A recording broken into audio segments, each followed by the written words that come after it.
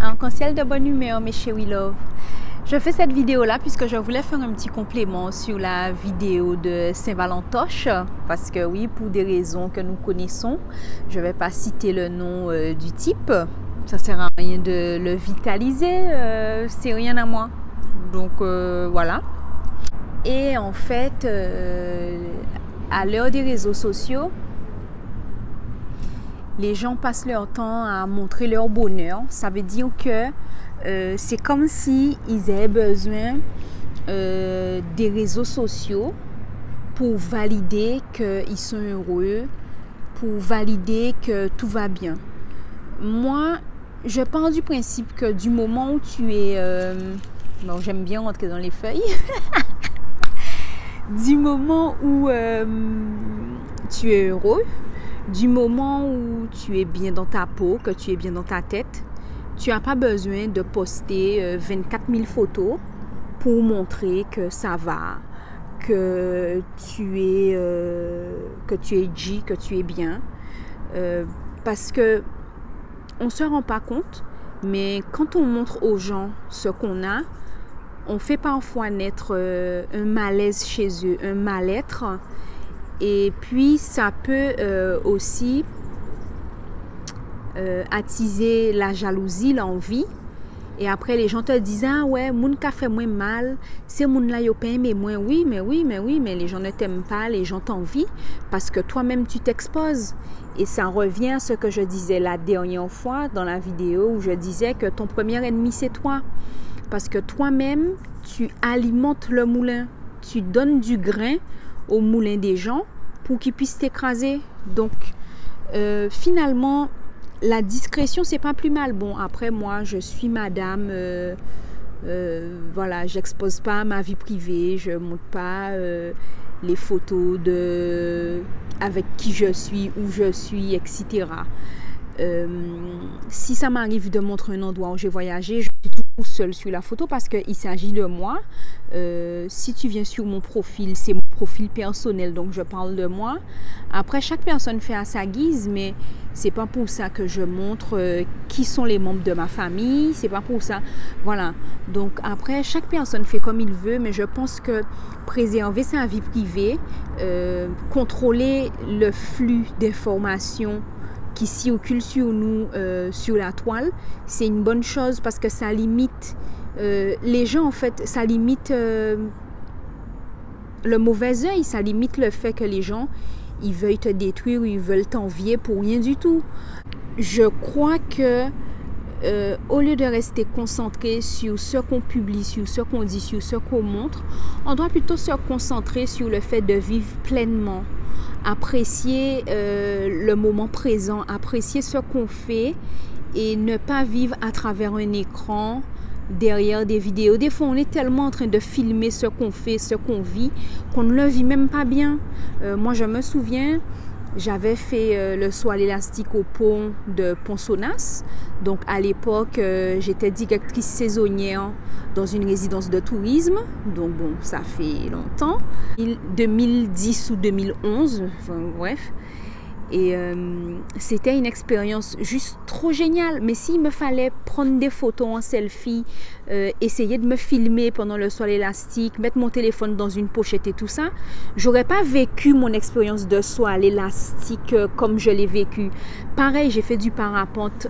J'avais été à Nice et c'était une expérience juste trop bien. Mais j'ai vécu mon truc à 100%. Mais bon, c'était encore à l'époque, je crois que c'était 2012 ça.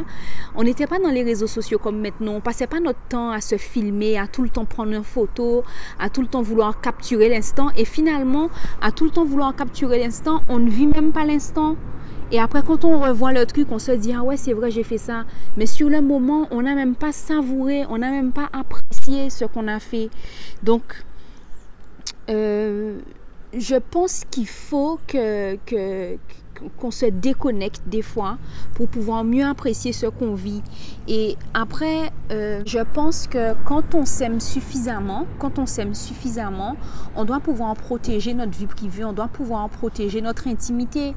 par exemple, il y a très peu de personnes qui savent de sources sûres si je suis en couple ou pas, si j'ai des enfants, à quoi ils ressemblent, est-ce que j'ai une maison, enfin si j'ai une maison, est-ce que j'ai une voiture, c'est quoi ma voiture, parce que j'estime que ça fait partie de ma vie privée et donc ça ne concerne pas la sphère publique.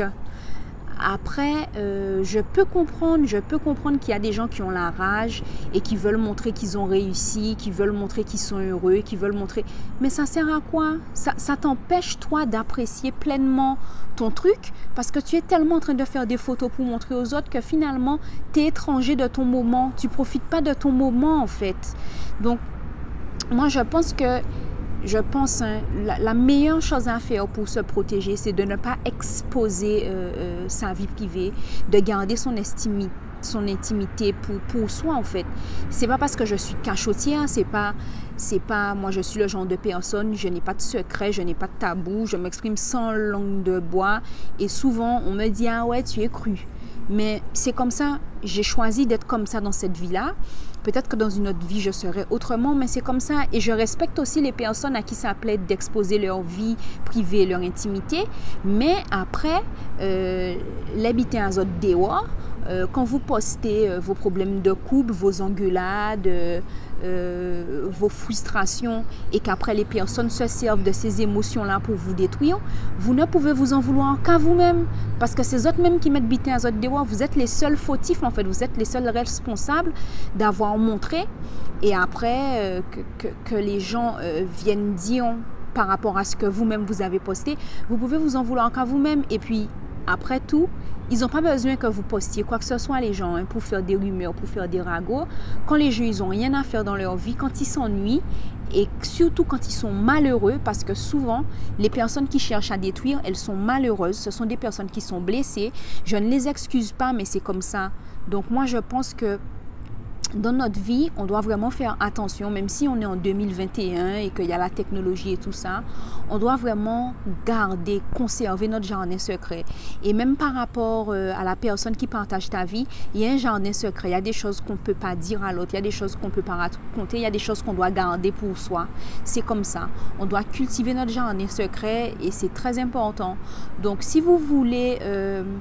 profiter en tant que Camille conscient de la Saint-Valentin pour se faire des petits plaisirs pas trop chers, c'est le moment. Ne restez pas regarder que c'est la fête des amoureux ou quoi, ne vous privez pas par rapport à ça, mais ne soyez pas dans cet esprit-là. Alors après, il y a encore le délire des gens qui s'habillent en rouge et blanc pour cette fête-là.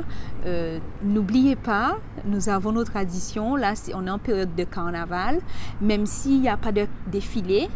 Écoutez musique à carnaval azot, il y a plein de vidéos sur YouTube, il y a des vidéos de karata, il y a de la musique de carnaval. Restez toujours dans l'énergie, dans le mood du carnaval. Là, il y a les jours gras qui arrivent, dimanche, lundi, mardi. Faites vos beignets, faisons nos affaires parce que ça fait partie de notre tradition. Le carnaval, c'est le moyen que nos ancêtres pouvaient aussi s'exprimer. Ça nous permet d'être plus proches de nos traditions parce qu'on joue avec des tambours qui sont faits avec des pots. Donc oui, on ne doit pas perdre ça et on doit en profiter. Alors, c'est tout ce que j'avais à dire. J'ai parlé de 3 trucs dans une seule vidéo, mais voilà, je dis toujours ce que j'ai à dire de manière spontanée. Et merci à vous de continuer à regarder, à partager mes vidéos. Plein de bisous à vous, mes chéris love, et à bientôt.